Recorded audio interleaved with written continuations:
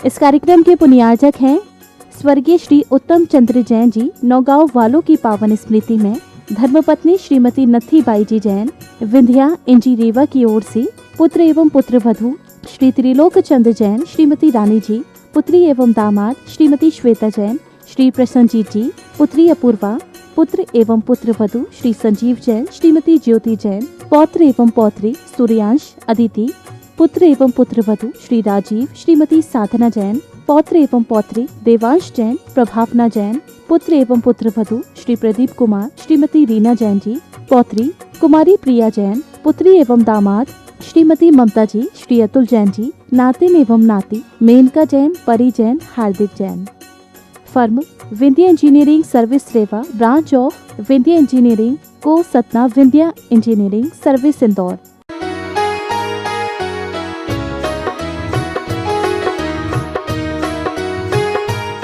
अहिंसा परमो धर्म की आचार्य गुरुवर श्री कुंद कुंद भगवान की, आचार्य गुरुवर श्री ज्ञान सागर मुनि महाराज की,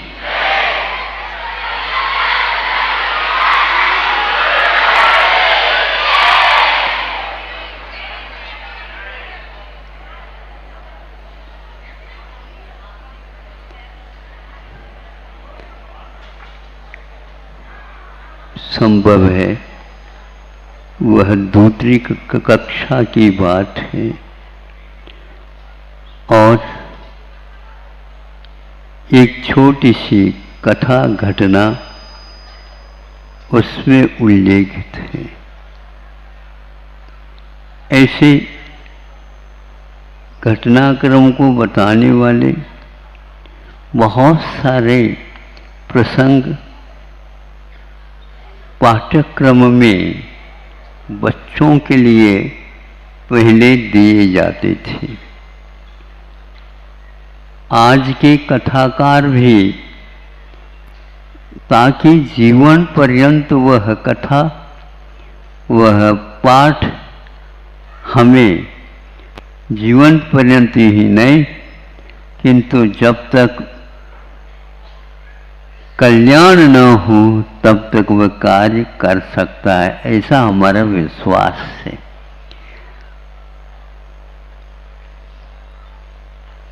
कथा वस्तु है एक सौतेले बोलते क्या बोलते हैं आप लोग कि दो भाई हैं और दो उनके पत्नियां हैं और आपस में इनका थोड़ा सा संघर्ष चलता था। एक को संतान थी, एक को शायद संतान नहीं थी।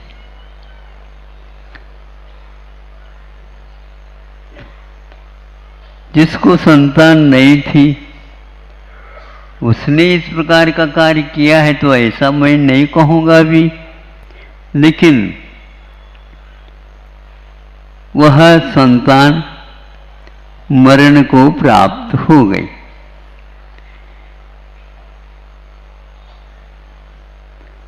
जिसकी संतान थी वह चिल्ला रही है, रो रही है और इसका क्या अब न्याय होगा,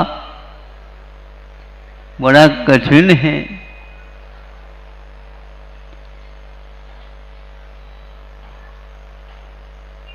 पंचायत की ओर कई लोगों ने नजर की और उसको सिद्ध करने के लिए गए। वह जिसने उसको कष्ट पहुंचाया था वह मैं तो कभी भी कर ही नहीं सकती ये चीज,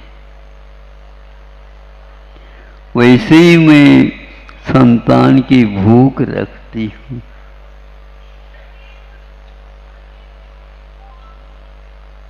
मैंने नहीं किया, और जिसकी संतान थी वह कहते और कोई घर में थे ही नहीं। समझा करके हम गए थे, साथ ले जा नहीं सकते थे।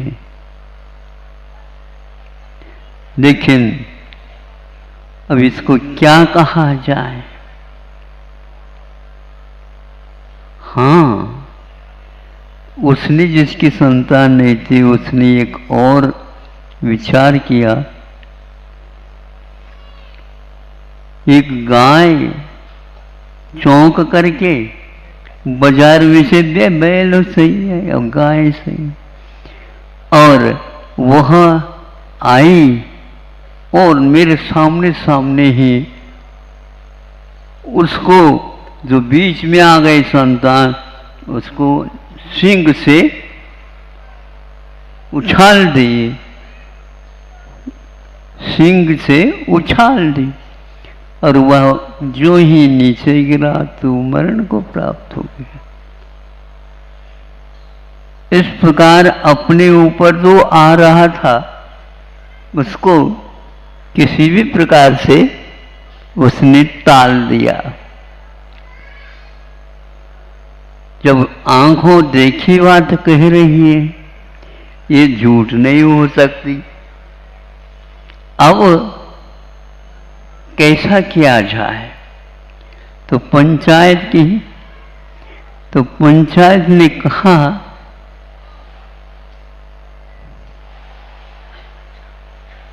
सही सही बताएगा, उसके लिए पुरस्कृत भी किया जाएगा। और यह एक यदि सही सही निर्णय पर चला जाता है, ये घटना हमारे लिए बहुत बोधप्रद होगी। उन्होंने कहा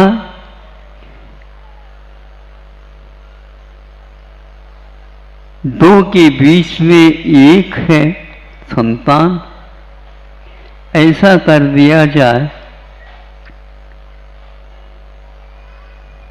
इसके आधा आधा हिस्सा खिलाया जाए और एक हिस्सा बड़ी को, एक हिस्सा छोटी दिया जाए। इसको देख करके, सुन करके छोटी वाली इस निर्णय से घबराई नहीं गई, उसको भीतर भीतर बहुत अच्छा लगा।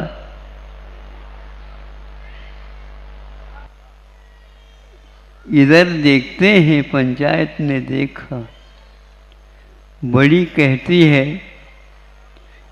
मुझे नहीं चाहिए, किंतु इनको ही दिया जाए, लेकिन यह खुशी के साथ हमेशा हमेशा बने। तब पंचायत ने कहा ये सही माँ है, उसको जीवित रखना चाहती है, और ये दूसरी जो है वह आधा आधा करने के लिए तैयार हो गई। इससे स्पष्ट है इसने ऐसा किया। इसके उपरांत भी उसने एक गाय का नाम लिया था, हमने आंखों से देखा और कानों से गाय ने भी सुना। इस समय हमारे लिए भी एक समस्या है, और वह गाय सारे के सारे लोगों को अलग अलग करते हुए आकर के उसने अपने प्रस्तुति बताई। और चूंकि इसमें जो कड़ाव में क्या है, वो कड़ाव ही है, उसमें से लोह का जो गोला था गरम गरम, उसको मुख से उठा करके और उनके सामने चढ़ा दिया। तो उस समय पंचायत ने कहा यह भी दोष से मुक्त है।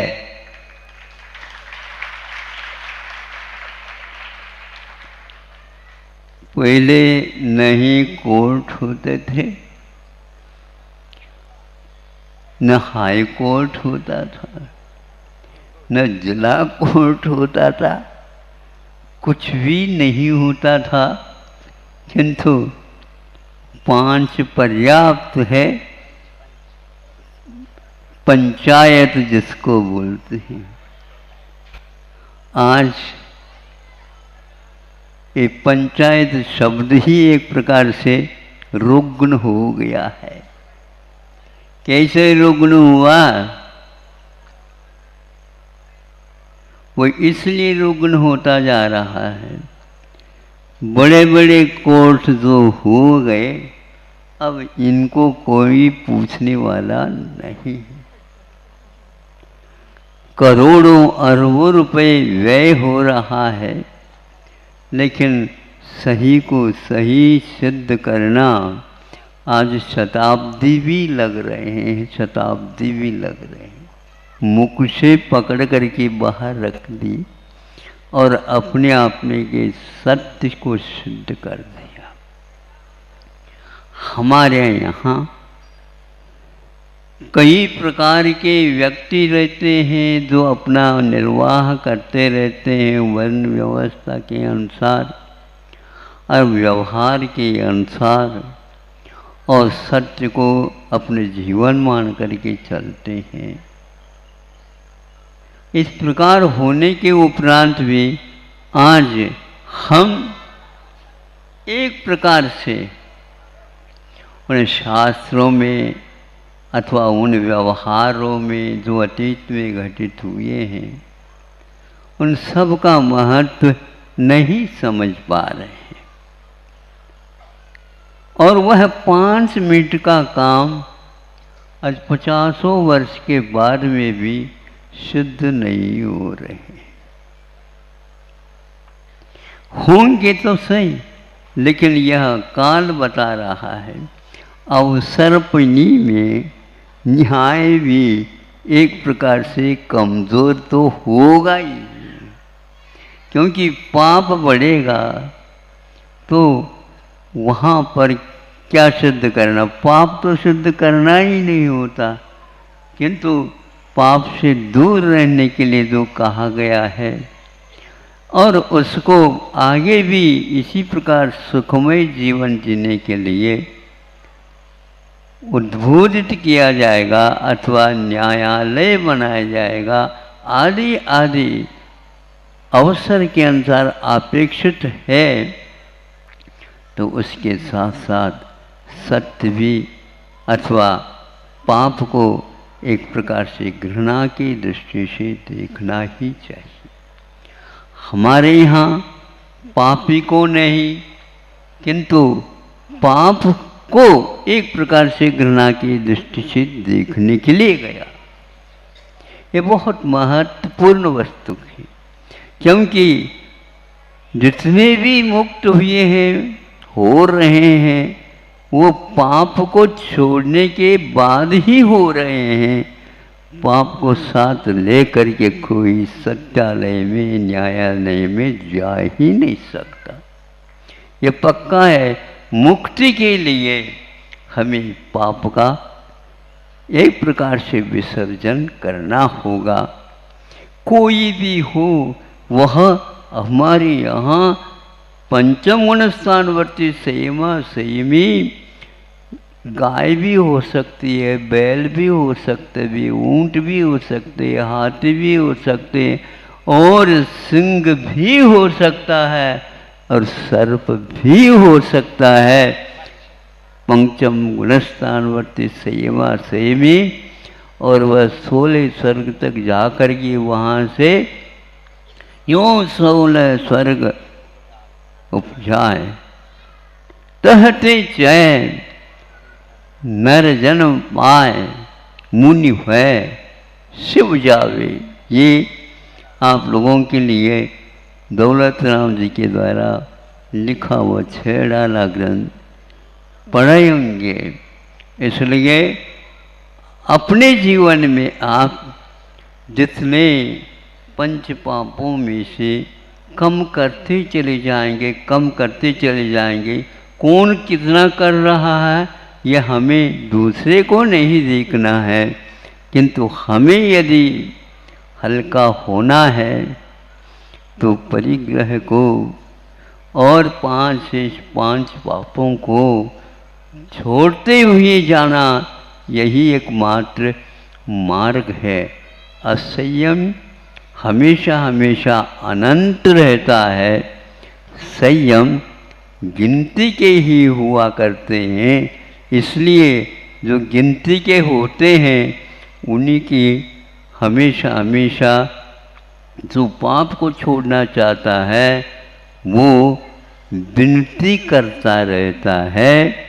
यह विनती का रिवाज एक प्रकार से वह जैसा जैसा कम करता जाता है वैसे वैसे हल्का होकर के तैरने लग जाता है। ये तैरना एक प्रकार से पाप से मुक्त होने का पाठ सिखाता है। इसलिए डूबना ये भारी होने का पाठ सिखाता है और अनंत संसार में डूबते डूबते ही हम आए हैं और उन पापों को अभी भी कम नहीं करेंगे तो मनुष्य जीवन के अलावा अथवा इन पशु जो आदर्श हैं इनके अलावा कोई भी स्थान नहीं है तो पाप का त्याग कर रहा हूँ। स्वर्गों में जो गए हैं पाप त्याग करके गए हैं, लेकिन वहाँ पर पाप त्याग नहीं कर सकते। इसलिए आप लोग पाप की पाल्टी को थोड़ी सी भारी न बनाइए और पुण्य की पाल्टी को ऐसा भारी बना दो जिसके द्वारा वह पाप के बाल्टी ऊपर चला जाए। ऊपर कहाँ चले जाए, सारा सारा वह परिग्रह उसका समाप्त हो जाए। ऐसे भी आप कर सकते हैं। और बच्चों को स्कूल के पाठशाला के विद्यालय के बच्चों को शनिवार में भी आधा शनिवार मिल जाता है, बताते। हाँ, ऐसा सुना था। क्योंकि बच्चे प्राय करके छुट्टी को ही देखते रहते हैं और आप लोगों को भी उसी प्रकार मुक्ति को ही हमेशा देखते रहिए और धर्म के कांटे को, तराजू को, जो धर्म का कांटा रहता है नीचे की ओर न देख करके उस कांटे की ओर ही आपका नज़र रह जाए और वह पाप का पाल्टी कमज़ोर होता चला जाए। यही एकमात्र आप लोगों का कर्तव्य है। अहिंसा परमो धर्मः।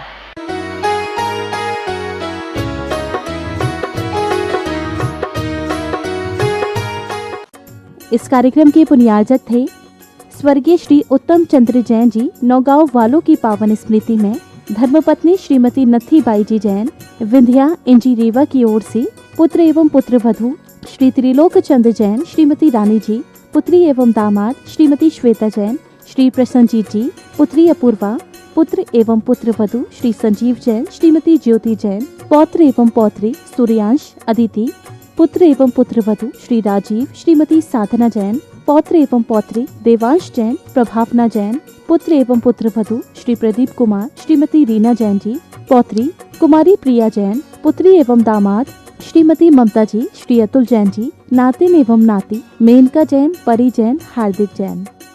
Firm Vindhya engineering service Rewa, branch of Vindhya engineering को सतना, विंध्या इंजीनियरिंग सर्विस इंदौर।